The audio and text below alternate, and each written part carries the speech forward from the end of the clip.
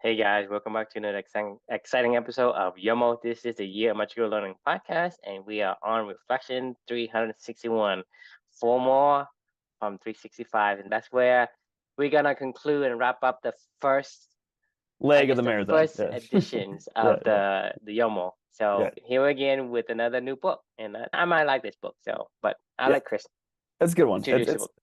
So it's one of my favorite authors that favorite voices I've discovered on this journey. His name's, I think it's pronounced Ozan Varol. The book's called Awaken Your Genius, Escape Conformity, Ignite Creativity, and Become Extraordinary. So if you remember this name and the name sounds familiar, if you've been following along with this journey, this is the same author as Think Like a Rocket Scientist. That was a great book and one that I'll talk about in the reflection here in a second. But this is his second follow-up book. I was such a big fan of the first one. He wrote a second book and I bought it on pre-order and was really excited to do this. And I thought, what a great way to end this journey. And the original 365 as, and I'll get into the reflection why the first book was so sentimental to me and Amelia on this journey. In addition to that book, he got me to become a follower of his on Substack. And so I get his weekly newsletter that he sends out. He always has great content of really thoughtful, reflective ideas and things that he shares. And I really like this guy's general, I don't know, I connect with it, in Hmm. general, what his message is and what he's putting out there in the world about sparking your creativity and following your passions and what you like to do and, et cetera, et cetera. So I like the voice, like the guy. The funny thing about this book is I actually didn't even need to read it because it was basically little did I know, his weekly newsletter he's been sending out for the past 3 years has basically been him writing his second book and testing out content of stuff that he's researching. It was like he compiled it all together. So if you Hmm. follow along with him regularly, you kind of already read the book. But anyway, I was happy to support him because I like this guy and I'm happy to support this guy because I think he does a great job. So the title of this reflection is Be the Verb, Not the Noun, and I'll explain why. But I got to go back to the beginning of this journey really fast. This is a really important mental milestone for me and Amelia on this journey. So this is Think Like a Rocket Scientist was if you go back to reflection, I think it was 109 or something is when I wrote the reflection for this one. This was actually like the first deviation book that Amelia and I read together from my normal stuff that I would have consumed before I met her. So most of the books that we had been reading after she, had passed away and had started in the NICU and beyond until the first like 3 or 4 months after she had passed away, these were all books that I already knew of, or they were business background books or things that I had probably saved and had heard of in my own professional life. And that was it. I mean, that was all that I knew to even look for from sources of like, hey, read Good to Great, or hey, go read The Hard Things About Hard Things, the old CEO of the company I worked at, Darren Hardy's Compound Effect, or like these books were books that I knew where to go to, but I didn't, but I hadn't really deviated outside of my norms of before Amelia, right? This is the first true deviation where I feel like we just completely would Think Like a Rocket Scientist, which Amelia and I completely, we were a little bit further removed from her passing at this point in time. I was starting to feel every once in a while like the tiniest amount of imagination and joy again. And I really was just being more curious with this book. I just stumbled upon it through searching through like it had just been released and it was, I don't know, it just sounded kind of interesting. I was like, oh, what's this? I don't know who this guy is. I don't know what this book's about. I've never heard of it. My goal was just to do something with Amelia. So I picked this book, right? Normally, this was around the time when we didn't ever read or do audiobooks. We were still kind of probably 50-50 reading and audiobooks at this point in time in the journey. We would always have reading time, and then we would have exercise time, and then we would have writing time. It was all very much so broken apart. Whereas now it's like every day is a run with an audiobook, and then we continue if we want to or whatever. But like I don't even know what it's like to listen to music anymore running. Basically, I mean, it's always an audiobook, or whenever we're working out or exercising, Hmm. there's always something to help combo learning together. And this is commonplace for us now, but back then when this was going on, this was not commonplace for us. So this particular day on this particular run with this particular book, we were only about an hour away from finishing it. And this book was so far deviated from like the Think Like a Rocket Scientist book, so far from a deviation of what I would have ever have consumed, even thought to consume, before Amelia. I was loving it though. I mean, it was great. We were both like, it was sparking creativity. It was sparking, our mind and getting it going. And that was when I could start to kind of feel that tiniest little bit of a connection of what this whole journey became of living for two and feeling how to connect with Amelia through, red threads and doing stuff you like to do and all that other good stuff, right? So we're out on this run. We had an hour left in this book when I started. We've been running for about 40 minutes. It was a beautiful day in May. I got to the point in time where we got back to around our house and we'd been running for about 40 minutes, which was a long run for me at that time, right? Like I wasn't like that was a significant run already. Well, looked down at my phone and there was 20 minutes left of this book, and I was like, let's just fucking keep doing this, you know. So let's finish it. Let's just go until we finish. So we kept running until we heard, you know, Audible hopes you've enjoyed this production, you know, right? And finished the book, right? And I was like, oh man, like that was intense because like we just, you know, devoured a book really fast, you know, doing it on a run, and it was that turned out to be the first hour-long run that I ever ran in my life, right? I've never run for an hour straight, you know, continuously, and that was the first time that I did that, and I really felt, I don't know, I felt something different after that. I read that book, you know, and I felt something kind of awaken in me of how to find a way to connect with my daughter a little bit more. It was like the first little seed of what was to come of the next few years of us reconnecting and finding each other. And I feel like this particular book, the Think Like a Rocket Scientist book, was a big turning point for us in that journey. I visually remember thinking, this is different. Like something's different here, right? This wasn't the same thing. This isn't the same person anymore. And we're finding a way to reconnect with each other. So for me, Ozan was a very, that because of all that went into it, and Think Like a Rocket Scientist, like I was very connected to him as an author, right? You know, because he was one of the first authors that I ever deviated from my norm, you know, to go explore other thoughts and ideas. Well, long story short, like I said, I could not finish this journey without, you know, once his book came out and it happened to be toward the end of this journey, I was like, well, we got to do it, right? You know. So the funny thing is, the ironic thing about this whole entire book is we didn't need to read it because this book's about escaping conformity, igniting your creativity, and becoming extraordinary, right? Like he goes through all these different ways to, in particular in the book, he said, these are things that he mentioned in the book. We'd already uneducated ourselves. We'd already confused the algorithms that we had been given. You know, we'd already discovered what we like and don't like. We'd already played and connected in the here and now. We'd already found balanced existence. We'd already found a clean, burning, and renewable source to move us forward in the same manner. All these things had already been done at this point in time when we read this book. So everything that he was talking about in this book to awaken your genius, you know, kind of thing, I was like, we were already doing this stuff every single day through these conversations with you and through writing and reflecting and different books and things that we're exploring and how we're going about life and how we're living for two every single day with each other. So like really it's not that I didn't learn anything from the book. I always learned stuff, but it was more of a, you know, confirmation almost of we were already going down the road where we feel like we're connected together. And then he shares a story about Elton John where he goes, Elton famously asked a songwriter, you know, because he'd been a musician for a while. And he was like, hey, how do you become a songwriter? And the songwriter looks at him and he goes, first step is just write some songs, man. You know, like he's like, oh, really? Like, okay, all right, I'll start just writing some songs. So for me, this is more of not a book about awakening our genius. This is more a reminder of me to be the verb, not the noun, right? If you really want to be the person you want to be in life, it's action. It's doing what you want to do every single day. And for me, you know, I said at the beginning of this whole journey, I want to be a father to my daughter, right? And this is how we've figured out on this journey how we can still be a father. This is the verb in action of how I am a father to my daughter today. And we're going to continue to do this stuff going forward. And it's a really powerful experience and feeling, right? You know, and that makes me proud. I'm glad it was an interesting book to finish up, you know, with close to the finish line with this book. So anyway, love to get your thoughts. Yeah. Well, I think the first thing that comes out at me is that this is obvious, but it's not obvious. Just like what we talked about yesterday, what I was saying, you know, it's so in the case that I'm saying to you here, it's like, okay, be the verb and not the noun. So if I say to you, hey, you know, I'm a football player, okay, but I don't play football. Right. What does that tell you? You're not a football player. You were, maybe. I mean, the thing is how you become a songwriter. You write songs. Write songs, right? How are you a tennis player?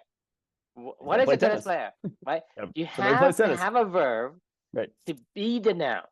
The noun is a result of a verb. Without the verb, you're a hypocrite. And you and I know how we feel about hypocrisy. It's the worst thing you can do. Know about how people feel. It's horrible. It is the worst thing for people. I mean, even there's like people say there's honor among thieves. Even thieves have to say, well, I'm going to lie to other people, but I'm not going to lie to you. Yeah. What I said to you is true. There's some kind of trust that's involved. So, like I said, this is obvious, but it's not obvious because it's not. So many people forget to do what they say they care about. And if they don't do what they say they care about, then that's not what they care about. Like, you know, show me your bank account and show me your calendar and I'll show you what matters to you. You want to see my bank account? You want to know what I've been spending money on all the time? Tennis stuff, you know, it's like tennis and pickleball in this facility. And then, you know, you want to see my calendar, what I do all day long? I'm talking to people about tennis and pickleball and talking to you and writing and reading and going on a run with my daughter. You're not going to buy a bunch of stuff that you don't care about. Right. right? I mean, Not. it's like, hey, I can't. if you say, hey, I'm gonna buy a bunch of like guitars, karaoke machines, and singing devices. If you don't care about, wanting or even liking music, right? Like you're talking about how you become a songwriter. Well, you can't say, That's, well, I become a songwriter because I'm a songwriter because I I identify just myself as listened a to music songwriter. and I heard it in No, my even head, in listening to music, right? I But know. Yeah. if, for example, let's say I pick something that no one cares about. Let's say, hey, I'm a rocket scientist, for example. Right. But I have no inclination to be the rocket scientist. I have no inclination to even visit or look at what a rocket looks like. I don't even know what a rocket looks like. Right. For example, right? I don't care, Right. right? For me to claim to be a rocket scientist, it's like, that's just hypocrisy. And Yep. if I were to even put an effort into learning about it, I may not have skills or whatever. I may want to still have other ways to kind of like get myself involved, right? For Right. me, like I can't play football at all, but I watch it, I analyze it like to the shit, right? It's like completely in an overindulgence kind of way. You watch football like three different TVs with three different analysts talking about a bunch of stuff. Right. That's the absurdity of liking something because that brings you some kind of an emotional joy. And Right. even when you don't have the stature, you don't have the skills, right? But yet you're gonna spend the time doing it, and that's in itself still a verb. It's a verb of I like to do this, I like to do that, or I like to be in nature, or I don't like to be in nature, whatever it is that floats your boat. So that's to me, it's so obvious when somebody point it out, but we don't. I guess we don't focus on the obvious. You know what I It's mean? For some reason, we're looking for some kind of complex, some kind of deep right. thought answers about Simplicity, what right? life is. Hey, what is the meaning of life? I don't know. Right. Life is about making an dent in the universe. Oh, that's good. Life, I think, is to be all you can be, or some bullshit Right. stuff that we don't have no idea what that means. Like, what does that mean? Be the best you can be. So people say you be the best you can be. What does that mean? It's like, well, why are you being lazy? Why aren't you going out and hustle? But you told me to be the best I can be. I'm a fucking sloth. So why are you asking me to go out there and hustle? So the thing The is, what they say doesn't align with the I guess the identity or the meaning behind it. and isn't this why we hate philosophers in general? Because it's really just words, like, and not action. Like, because It is. you could It's the have all the theories hypocrisy you want to. because Well, it's not hypocrisy because they haven't even done anything. If anything, it's worse. It might even be worse than I just hypocrisy told you, because hey, I'm it's a just a football theory. player, right? And I play no football. Am Right. I lying to you? Yeah. Yes, I am. Yeah, I'm Right. a, I mean, right. I'm I a mean, yeah. hypocrite, Right. right? Right. Right. Let's say to Chris, I'm a singer. I'm a songwriter. Right. How do you But become you a never sing songwriter? or I you're an haven't act. written the song, Right. right? But I say, I think I'm a songwriter. I think I'm a this or that. It's hypocrisy. Right. Are you even doing that? If you're not, then shut the fuck up. I don't need to hear from you. Like I told you, I get Right. so like it grinds my gear when somebody who isn't diabetic is telling me how to solve my own fucking problem that I've been fucking 40 years trying to figure out. Right. And say, right, do you even have diabetes? If you don't, then shut the fuck up. I will only listen to Good point. somebody who has diabetes and has overcome it. If you don't have it, you have no say. And so a philosopher and any of these people who say you do this and do that, people say, hey, you should be stoic. You should show your vulnerabilities. It's like, it's a bunch of nonsense Well, because what's even this is good. because this is like you talking about the no skin in the game, Right. Right. This is what right? I'm saying. This is Soul exactly what he means, Right. right? And now I'm ranting, which is it kind of pissed me off because people, we talking about philosophy, right? People kind of take on that characteristic, that kind of role, and they pretend they preach to you, do what I say, not what I. Do you remember the one of the reflection titles? I forget. I even forget what book this is from, but it's preach the gospel at all times, but when necessary, use words. Like when you're actually being the verb and not the noun. You don't talk about it. Like I know that I talk to you about living for two. I don't walk around all day long and go, "Hey guys, living for two right now," because nobody gives a fuck. They don't care. They don't understand. Like this is actually, and I don't want to explain it to people. Like this is just what I do. Like if you want to know what Chris is doing in the morning, like I'm probably doing the same thing. So last night, remember when I was telling you yesterday when I was hanging out with one of my closest friends, Kevin, who in all full transparency, since like the pandemic and since everything happened with Amelia, we don't get a chance to see each other very often. So, for the most part in my life, like he doesn't know a lot of he doesn't know about True. He doesn't know about the podcast, YOML. He doesn't know about a lot of this other stuff because I don't talk about it. I just do it, right? Like I'm not out there saying like, oh, I'm going to be an author or whatever. No, I just write every day. I don't know if you want to call me an author, call me an author. But like, I wouldn't call myself an author. I just write every day, right? Do whatever you want to do and call it whatever you want to call it. That's what I do, right? Like I'm not a runner because I don't really even like running, but I run every day, right? Like, I mean, I don't know what you want to call that, but like that for me and Amelia, that is just us living for two time, which I understand it. Obviously my daughter, would understand this and you understand it because I tell you this. So it's like, it's not even worth telling to anybody because they wouldn't understand. So why even share the noun of what's going on, right? Because like they don't get it anyway, but they see what I do and they may go, I wonder why Chris does it every single day. And maybe if they ever ask me the question, then I can explain it and they go, oh, well, that makes sense. I get that now, like, but I'm not going to go out of my way to explain it because when you're being the verb, like there's no reason to explain anything. Like you're just the verb is the authenticity right of who you are. Being a It is. noun, most of the time, is a hypocrite because, like, It is. I mean, like we're asking you before, is how do you become world class? Keep doing it. You Like don't become world class. You just keep doing it. Yeah, right. You don't become world class. Right. You become world class by doing what you do, and you don't want to become world class. Right. Because the moment you want to become world class, like, oh well, you can never be world class because there is a like little small iota of focus that you have given to the worldly view of wanting to become world class. Because it's somebody who is not thinking about become world class, well, he has an advantage over you. He has one more hour over, one more whatever over you. Then therefore, you are just second world class. Yeah, I agree. I mean, right? Because you think about it, if a guy who thinks about being world class and a guy who just being world class, that's a big difference. Agreed. I mean, talk about hypocrisy. Most of my entire life, I've called myself an entrepreneur. I've done some entrepreneurial things in my life, but it's been few and far between.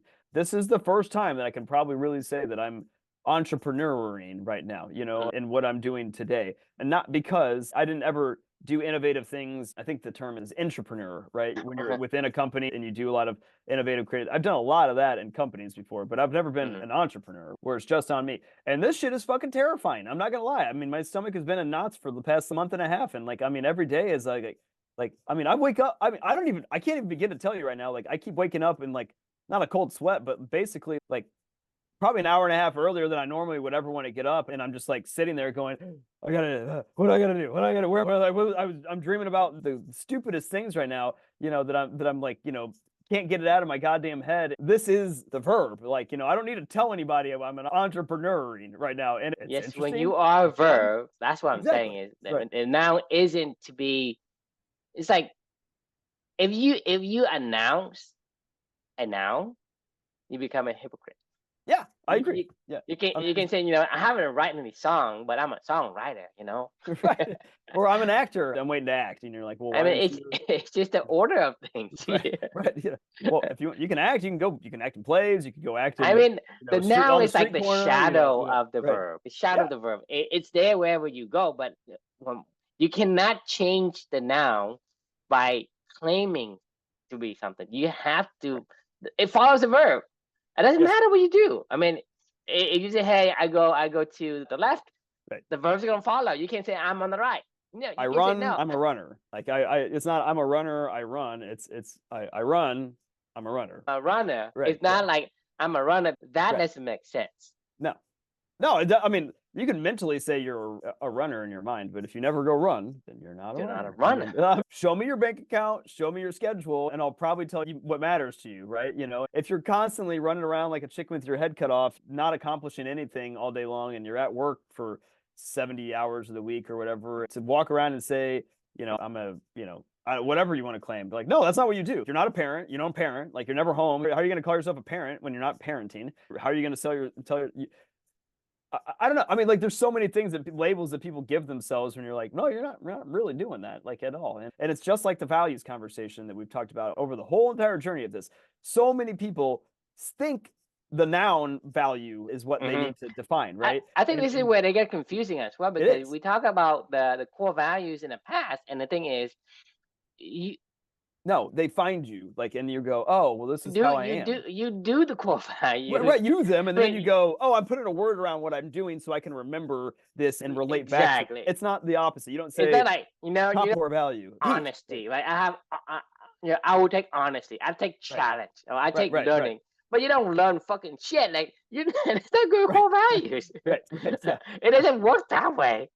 I mean, unless you want to call social media, Facebook Reels learning or something like that. Like, I mean, maybe you could say I'm a learner and I just sit around all day long and go through my TikTok feed and look at cooking videos or whatever. Which, to be fair, there's some To be informational, fair, you know, if that's your definition, then that's sure. fine. I mean, Yeah, it is what it is. But most people don't do that, right? right. That's true. They Yeah. will say, I'm doing research and I'm a social media expert or blah blah blah, and they go, Influencer. Yeah. yeah, they go onto to Facebook and all they do is consume and not create. Right? You're not an influencer if you don't influence anything. You get the Sure. influencing, right? You're the influencee, not the Right. influencer. So Right. that thing is people I guess have difficulty distinguishing between their core value and something it is not. People get confused, and that confusion keeps them It's this. confusing. My God, this is not confusing at all. The book that I'm reading right now is called First Break All the Rules. It's another Marcus Buckingham book, and it was like one of his original, the guy that did Mm, like Love and Work and Nine Lives About Work. It was like his first book that he ever wrote. It was called First Break All the Rules, and he did it with Gallup and, you know, the Clifton Strengths test stuff. Like, this is a way more scientific kind of book. The other ones are mm, more personal to him. But anyway, it doesn't matter. Like, what I was getting ready to say is he talks about this a lot in his subsequent books, of Nine Lives About Work and Love and Work. But in this book, it's very much more scientific around the actual work life. This is polls that we did, and this is what we saw. This is polls that we did, and this is assessments that we took, and this is what we saw. This is what this book kind of really is all about. And he talks a lot about what he defines as talent is a set of characteristics or a set of actions that you habitually do, basically, right? You know, like that is your talents, right? Like, people think that, and what I'm going with this is, like, you just look at what you always do and then reverse backwards to say, these are my values, right? Whatever is something that your elephant naturally does, this is what your talent is, right? Like, he was like, everybody has talents, which, i.e., these would be like red threads, or, you know, where you find yourself in the zone, or whatever you want to define it as, right? It's when your elephant has a neural pathway that's like a superhighway that just goes, you know, myelin wrapped all around it, and you're like, I just do this, and you do it better than 10,000, one in every 10,000 other people. And everybody has these talents. Like, you look at what you already do, and then you put words around it. That's the exact same thing of what we're talking about here. You look at what your actions are, and then you put words around it, right? Like, you don't put words around it and then go try to find actions out of it. What do you do? What are you talented in? What do you like or not like? What brings up strong emotional pulls for you either way? Go then put the words around that. And then that's a blueprint and a compass for you to remind you, oh yeah, when I see this situation, this is a red thread, run at it, right? When I don't see this situation, it's probably you're a C student in it and run away from it. You know that this is like, for us now, this is like such a commonplace activity and idea that we've discussed so many times, but I promise you, this is a lot. 99.9% of people in this world, I don't think, understand this, because I think they're doing it the opposite the way that you're describing it, of this is who I want to be, I think. I'm going to go then create the actions out of that. And then those actions, most of the time, don't really align with what they think that they thought it was going to be. And then they're fucking miserable, right? You know, they do the opposite. Like, I mean, whatever you describe is so simple and it's so easy, right. but it's difficult. And I tell you why it's difficult, right? So the thing is, if you look at your life, and your life, my life, and whoever's life, just look at your life, the way that you see it, it's so simple. and it should be so simple and so easy. But the problem is that society give you a rosy glass. It covers your eyes. You don't see what you're supposed to see. You see something else. You see something completely different. Basically, they put a veil over your eyes, rosy glass, whatever you call it. You are not seeing what you're supposed to see. And that's why people are confused. It is because confusing. No, I don't. you've been told, you've been conditioned to do this, do that, do all a bunch of shit that I want to embrace, like you think about it. I want to do the hard things. If you're a map to go from building A to building B, right? So I give you a map. I say, hey, Chris, come meet me over here. Look at the map. Okay, I give you a map, and I say, well, I'm on this corner of First Street and A lane or whatever. I'm at the corner, and I give you a map that has First Street and A lane as well. But your map is different than my map. Okay. Can you find me?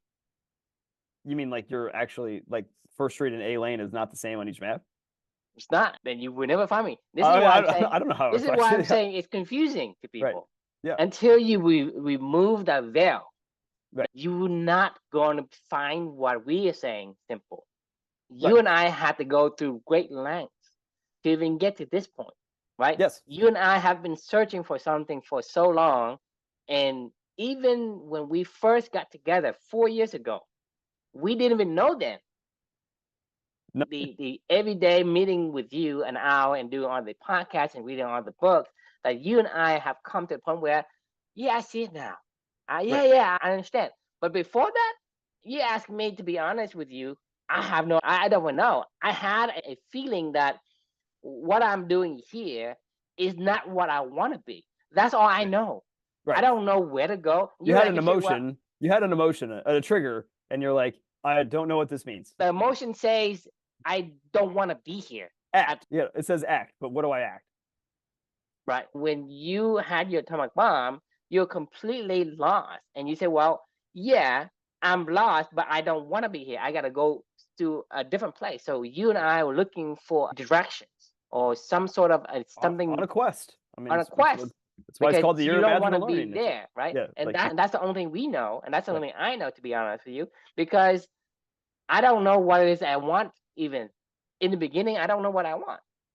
You have a question. You have a beautiful question. And that's why it's called a quest. And you follow it. And you just keep asking questions, checking in along the way. And you keep having thoughts after thoughts and reflection after reflection, and then guiding and then taking the next step. It is easy if you see the right point of reference.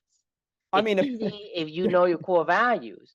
It's easy if you think about what are the questions you ask yourself. But if you haven't, then it's very, very confusing. And impossible.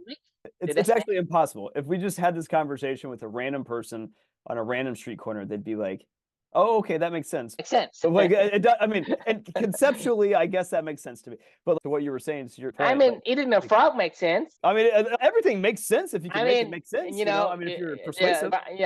Rise, grinds, and repeat. That makes sense. It does. It makes sense. It does. Right? It does. Eat the frog makes sense. But I don't want to do the hard things first. I want to do only easy things. Look, fail fast makes sense.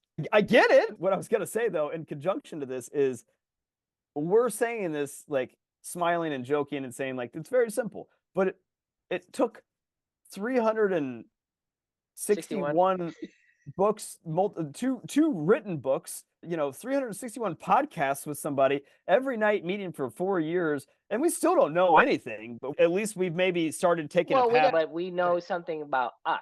You know what you want, right? You know there's certain thing that, hey, because you can tell me right now, say, hey, True, go become this leader. I know, thank you.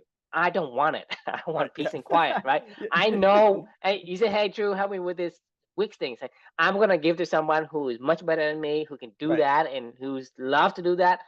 I will like delegate, and I make that alignment. I would take on the fun stuff. For me, the fun stuff. Hey, go look at statistics, look at data, look at patterns. I give it to somebody who is like maybe you. Say, what the fuck would I look at the data for? It's like confusing, right?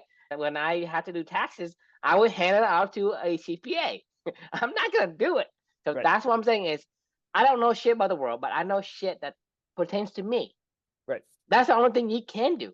I agree. I agree because I remember that being one of our lessons we talked about along this way too, which was like, I don't know anything, but the one thing I do know is myself, right? Or at least I'm getting better at knowing myself, right? And if you do know that, then that's fine. That's something you can lock into and hold on to. I started to laugh as soon as you said, like, well, I don't want to do that. I don't want to. And it triggered a Luca memory, every single time that, like, and maybe we should listen to little kids more often, right? I don't know if your kids ever did this, but like, he's at the age now when you ask him to do something, he goes, I don't want to. And you're like, I don't wanna. Luca, I need you to, I don't wanna, and you're like he says this all the time now, and you're like, hey, we need to change for dinner, or like for bedtime. I don't want to, and you're like, well, I mean, it's just funny you said that because it's like little And then kids, what? it's And then natural, what do we do? We we condition them to we follow make and them do it, obey. right? Like, right. Like, oh yeah, And that's how the book say, "Awaken your genius." Escape. You have to escape. I mean, you are by default already in prison of some sort. That was his rule number one. It was uneducate yourself, right? Confuse the algorithms that have been. These are the algorithms that we give our children. These are the algorithms you're given in school. When you do what you're supposed to do, you get a way to go. Here's an A plus. You're the best. You're so smart. And you're like, yeah, I am smart. I did that. I'm really good. They like me. And that's what they want. That's what everybody. If I go and I punch a kid in the face and then you applauded me, right? And you, hey, true, you showed that kid, right? Yep. Right. You are encouraging me to be this.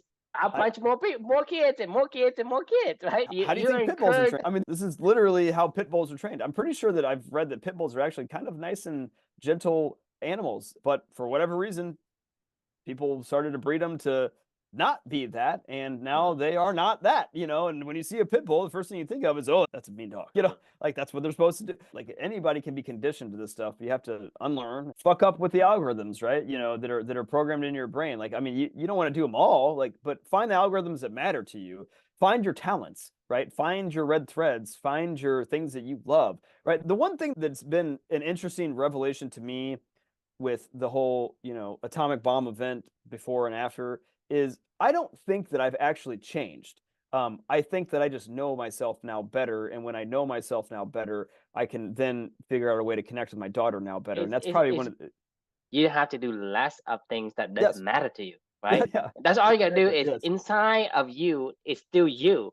It's just Right. that over the year you have been conditioned and wrapped in all this gunk. The only way for you to become yourself is you wash it away or you unpeel the layers that is covering you. So the thing that you do is you have to chip away the things that, hey, I used to do this, I don't do it anymore. I don't do it. You do this, I don't do it anymore. Right? I used to, waste time doing social media stuff or whatever. I'm not saying social media is bad. I'm just saying, hey, if it pertains to you and is that what you do, isn't aligned to who you want to be, then don't. Right? I just deleted my Facebook and Instagram or LinkedIn again. I was like, today I found myself I woke up and I started clicking on it. I'm like, I don't want it. I don't want it.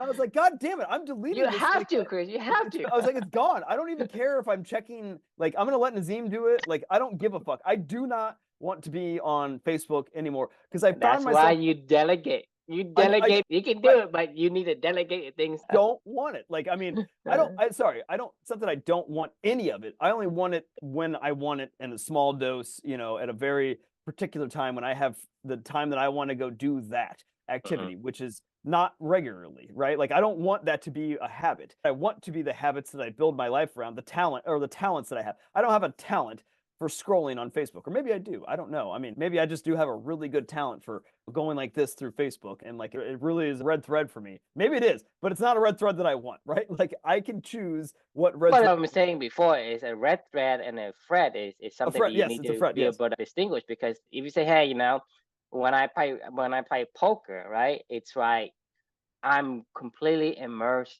like in that, whatever, and I feel great. But then when I go home at 7 a.m. in the morning, it doesn't feel great. So something is you sit there and you scroll on Facebook and you spend 3 hours doing it. After you realize you spent 3 hours in it, you say, fuck, I shouldn't have done that. Well, that is not really a red thread. It's a thread. Because the thing is, a red thread is something, hey, when you do it, right, it makes you even better. Right? It adds value to you. I spent all this time playing poker, right? and everybody's going to bed, and I'm still playing And now I wake 12 up hours late ago, the next day, and I miss doing other things I wanted to do in the morning. I didn't write today because I was you out didn't until eat 7, right, 8. your healthy cheer, right? Right, Blah blah, right. right? You have given up a lot. It's too expensive of a price. Right. Everything has a price, but the thing that you do that it consumes you, right? Is it expensive? Expensive meaning, hey, it costs you more than you want, because that's the reason why when you do something and you are drawn to it, but you're paying too much, Right. like the poker, the online media, or the drinking and whatever, it is too much of a price, and that becomes a threat. A threat is very, very similar to a red thread. The truism for your Fred, your fake red threads. You need to write that one down, because I think that's a really good one. It kind of sticks because I keep Clever. referring to Fred. Right. I love it. I really like Catchy. it. I mean, it's very catchy. It's easy to remember, and But it's important to understand the distinction, because it that's is. where people get confused. Yeah, I love doing I love cocaine. playing poker. I Right. love drinking. I love smoking. Well, you're telling me that I should follow and do what I feel my like red doing, threads. right? Yeah, Right? I yeah. follow my red thread. Well, what? And then you tell me, well, no, it's very, this is the mimics, right? The thread is the mimics of a red thread, and that is like a decoy, and Yep. that is where you fall into the trap. And so that's the reason why you have to be able to distinguish what between a red thread and a thread thread. I think I'm going to write about a Fred thread, actually. You should.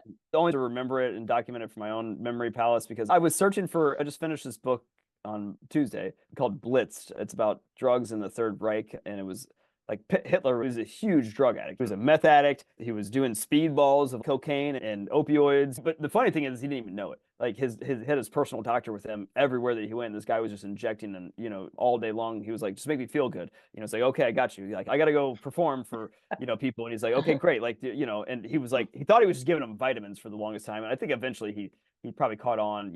Like, oh shit, I think this dude's like, anyway, Hitler was like insane, right? Like, he was a huge druggie basically, and he was going through withdrawal almost the entire last few months of the war because they lost all their supply, and they couldn't get the drugs, and he was like literally falling apart, clawing at his skin, teeth falling out, like, I mean, huge withdrawals.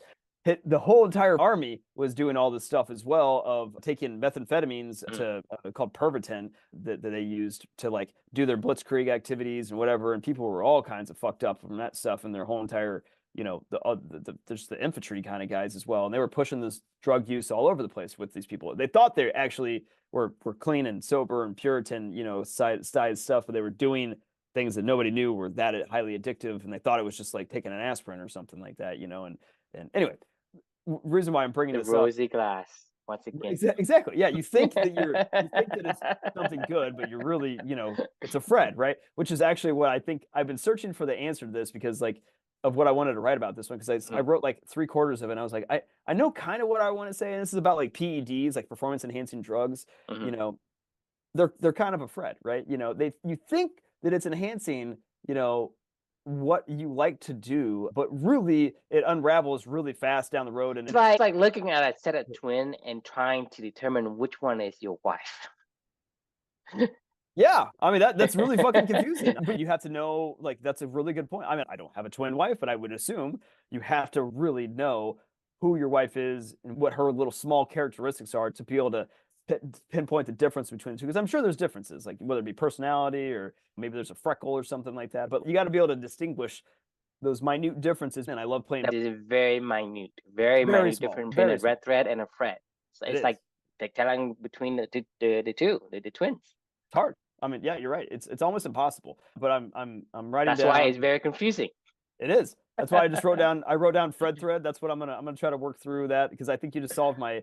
I honestly, I stopped writing yesterday morning about this one because I was like, I got about halfway through it and I was like, I know what I want to say, but I don't know exactly how to get there, and connect the dots in my head. But I think that just connected the dots. So thank you. I'm gonna steal that one. I think that's important. That's why I bring it up. Like I said, I don't write a lot of stuff down, but whatever is important, it stays with me. Like I'm talking about, like the devil doesn't know that he's the devil. That is something is very important because it's very fitting. That's what people do, right? Because anyone could be anyone's devil. Because hey, I'm thinking about helping you, but you may not appreciate what I'm doing for you because you tell Luca, hey, Go change. I said, I'm doing it for your own good. You are my son, and I'll protect you. And blah blah. I agree. Sorry, somebody was just calling me. I was supposed to meet him at 4:30. We lost track of time. Sorry. Do you want to? Can we? Are you feel purged for this one for the day? We purged, but it should be. We could do more. I'm sure we will talk about it again in the future. All right. Well, thanks for joining, everyone. The question we can leave with you is: are you focused on being the noun or the verb? And that's really important. Very important distinction. And don't forget it. Okay. Thanks for joining, and we will see you for 362. We are so close to the original marathon finish line, and we're making our way through. So we'll see you tomorrow. See you tomorrow.